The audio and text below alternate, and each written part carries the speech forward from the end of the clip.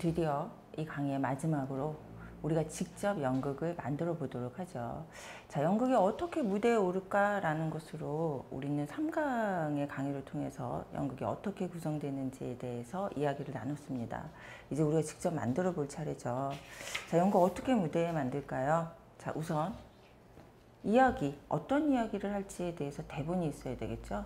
그리고 그 대본에 따라서 배우들을 섭외하고, 그리고 무대 장치들을 만들고, 뭐 연습 열심히 해가지고 관객 만나면 되겠죠. 너무 간단하죠? 네, 여러분들은 이미 다 잘 알고 계십니다. 자, 그럼에도 불구하고요, 갑자기 이제 너무 잘하니까 그럼 이제 연극 만들어 보자 라고 하면 우리 너무 갑자기 작아지죠. 그래서 오늘 여러분한테 우리 어떻게 하면 될까라는 걸로 아주 간단하게 샘플링 작업들을 좀 해보려고 해요. 자, 우선 가장 기본이 되는 대본은 어떻게 만들 수 있을까요? 자, 대본은요, 여러분 뭐 셰익스피어를 좋아하시면 셰익스피어라든지 또 뭐 좋아하는 희곡 작가가 있거나 감동받았던 작품이 있다면 기존의 작가들의 작품을 사용하셔도 되겠죠. 그런데 그것만이 아니라 여러분들이 직접 대본을 만드실 수도 있습니다. 불가능할 것 같다고요? 아니요. 가능합니다. 혹은요, 여러분 우리가 쓴 글이 재밌을까? 라고 지금 스스로를 의심하고 계신다면 걱정을 덜어놓으십시오. 자, 생각해 볼게요, 여러분. 여러분, 로미오와 줄리엣의 사랑 이야기가 더 재밌을 것 같습니까? 아니면 여러분 옆반에 철수가 영희를 짝사랑하고 있는 이야기가 더 재밌을 것 같습니까? 네. 자명하죠. 네. 로미오와 줄리엣보다는요, 내 옆반에 내가 알고 있는 애가 또 내가 알고 있는 나하고 비슷한 사람들이 갖고 있는 유대감을 갖는 것이 훨씬 더 공감 능력을 자극하게 됩니다. 연극은 함께 노는 것이라는 것, 그것을 잊지 않으신다면 우리가 처음 대본 작업을 할 때 좀 용기를 가질 수 있을 것 같아요. 자, 그래서 대본을 만들어야 되는데 지금 제가 여러분들도 보이지 않고요. 그래서 오늘 제가 샘플링 대본 작업을 하기 위해서 가져온 것은 여러분들 교과서에 실려있는 윤호영 선생님의 방망이 깎던 노인이라는 작품의 일부분을 가지고 왔습니다. 여러분 이 작품의 내용을 알고 계시겠죠? 그렇지만 제가 혹시나 모르시는 분이 있거나 아직 읽지 않으시는 분들을 위해서 잠깐 소개를 드리면, 자, 이 윤호영 씨가 쓴 방망이 깎던 노인은요, 짧은 수필이에요. 짧은 수필이에서 말하는 화자는요, 아주 오래전에, 지금 벌써 한 40여 년 전에요, 장가 들어가지고 의정부 쪽에다가 살림을 낸 거예요. 그리고 어느 날 서울에 왔다가 다시 집에 가는 길에 우연히 방망이 깎는 노인을 만나게 됩니다. 근데 하나도 친절하지 않아요. 물건값도 비싸게 부르고요. 그리고 손님이 원하는 대로 해주는 것도 너무 없어요. 그리고 자기가 하고 싶은 대로 방망이만 깎아요. 그래서 당시에 화자는 생각하죠. 아유, 이 사람은 참 그러네 라고 생각했는데, 그 방망이를 와이프한테 갖다 주니까 아내가 어머나, 이런 방망이는 요즘에는 볼 수 없는데 누가 이런 방망이를 깎더냐라고 칭찬을 하더라는 거예요. 그러니까 장인의 방망이라는 거죠. 그래서 이 사람이 다시 한번 생각하게 되는 거예요. 그게 뭔가. 그리고 아주 오랜 시간이 지난 이후에 당시에 그 방망이 깎던 노인, 즉 무언가 자신이 하고 있는 일에 열정을 다해서 하고 있는 그 사람에 대한 가치를 다시 한번 생각하게 되면서 쓴 글이 바로 방망이 깎던 노인입니다. 그래서 저는요, 이 수필의 아주 앞부분을 좀 가지고 왔어요. 이 부분을 어떻게 희곡으로 만들 수 있는지 한번 볼게요. 그래서 우선 텍스트를 조금만 읽어보도록 하겠습니다. 벌써 40여 년 전이다. 내가 갓 세간 난 지 얼마 안 돼서 의정부에 내려가 살 때다. 서울 왔다 가는 길에 청량리역으로 가기 위해 동대문에서 일단 전차를 내려야 했다. 동대문 맞은쪽 길가에 앉아서 방망이를 깎아 파는 노인이 있었다. 방망이를 한 번 사가지고 깎아달라고 부탁을 했다. 값을 굉장히 비싸게 부르는 것 같았다.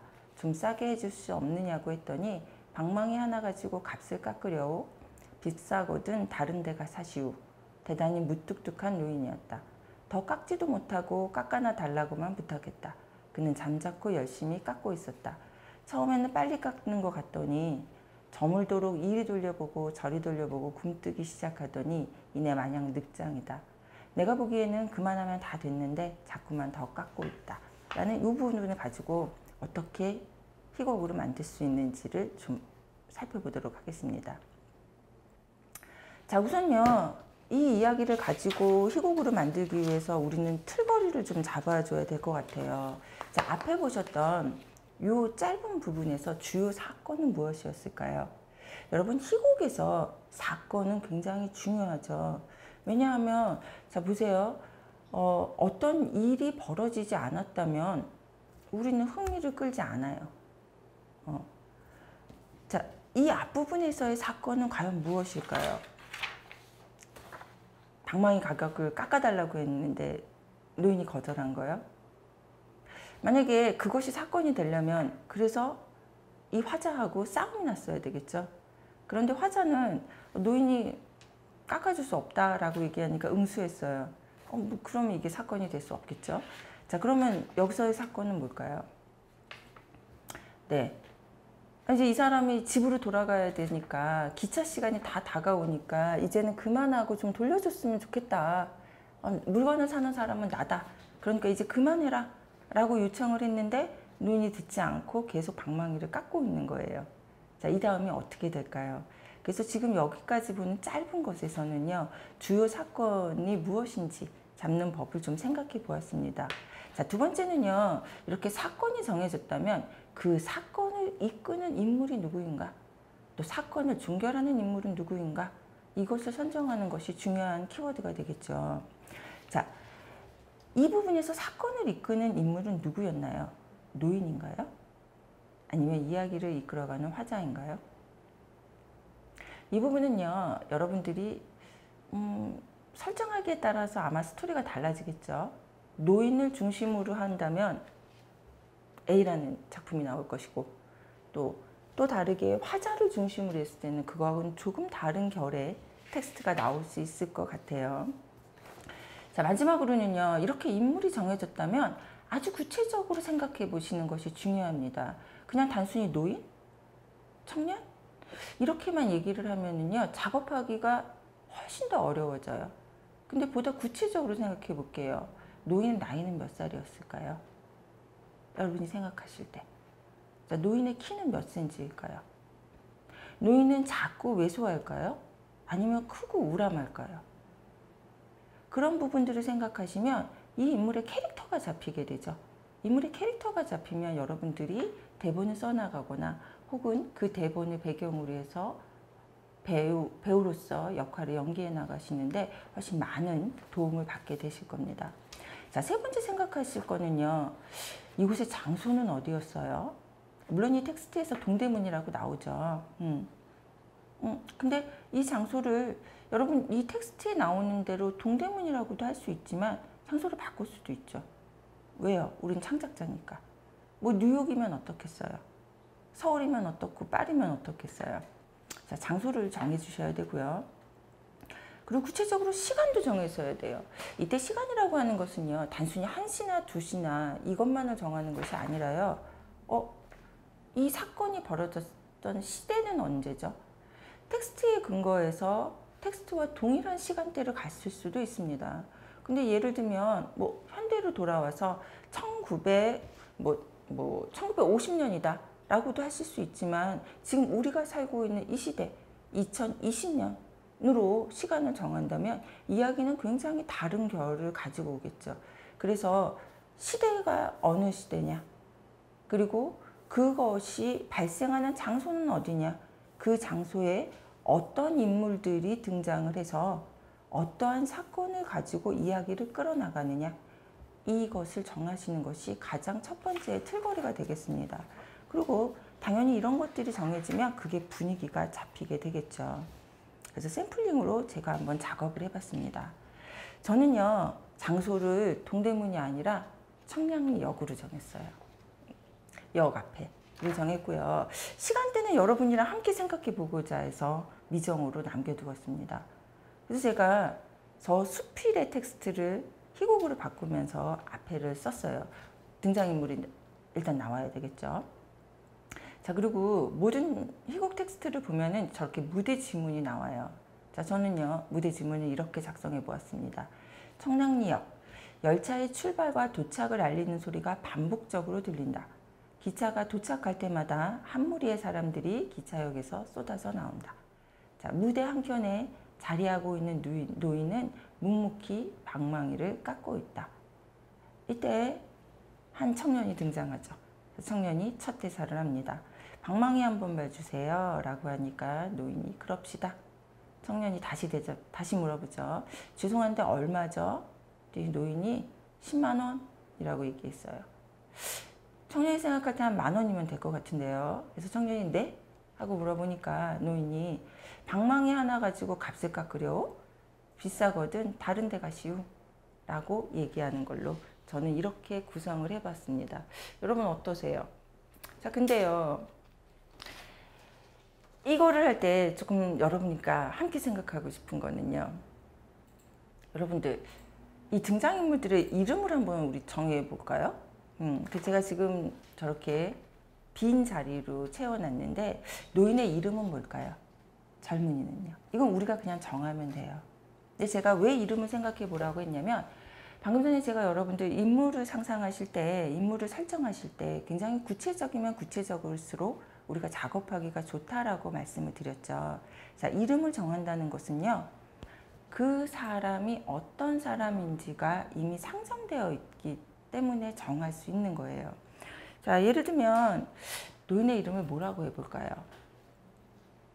리차드라고 해볼까요? 노인의 이름을? 자, 여러분, 노인의 이름이 리차드가 되는 순간 지금 제가 쓴 이 텍스트의 느낌이 달라지죠. 노인이 리차드예요. 근데 리차드 노인이 방망이 깎아요. 뭔가 좀 언밸런스하죠. 이 언밸런스함이 사실은 관객들한테 어떤 흥미를 유발시킬 수 있거든요. 아니, 방망이를 깎는 노인이 이름이 리차드라고? 그럼 저 노인은 과거에 무슨 일을 했을까? 노인의 이름은 어쩌다 리차드가 됐을까?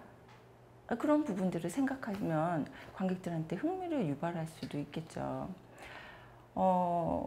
젊은이의 이름은 뭐라고 할까요? 마찬가지로 제가 지금 노인의 예를 든 것처럼 여러분들도 한번 생각을 해보시기 바랍니다.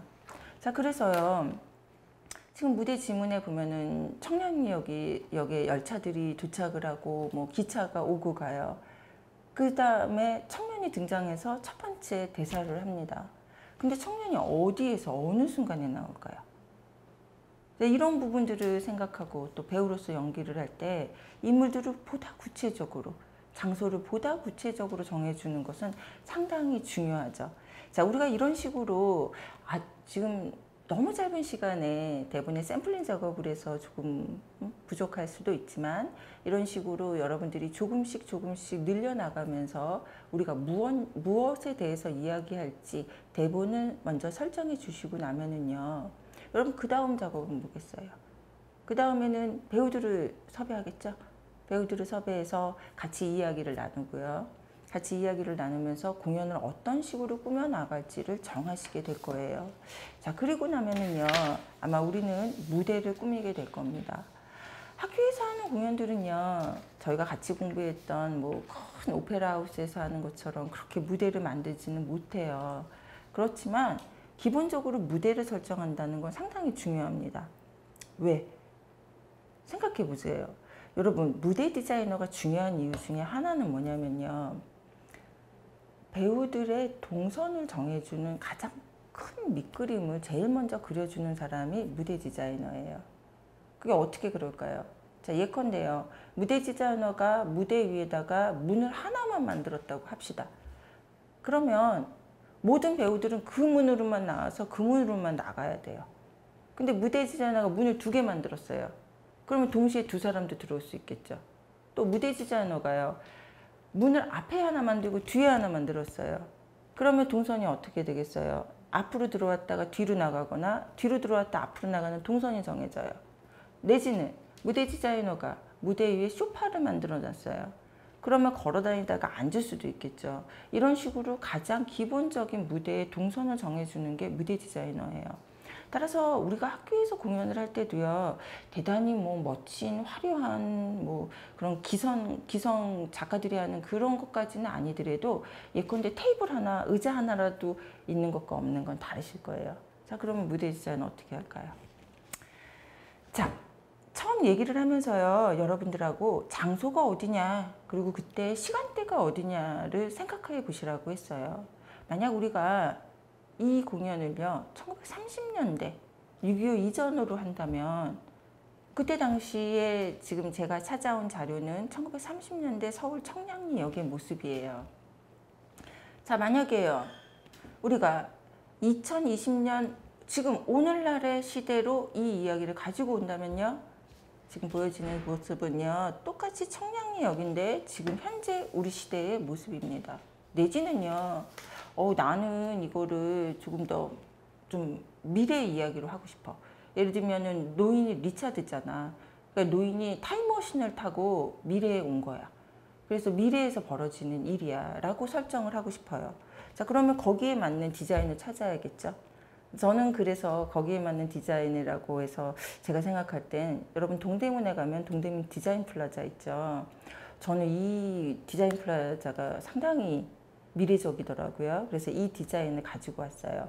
이런 식으로 여러분들 무대를 어떻게 꾸밀지를 좀 상정해 보셔야 돼요.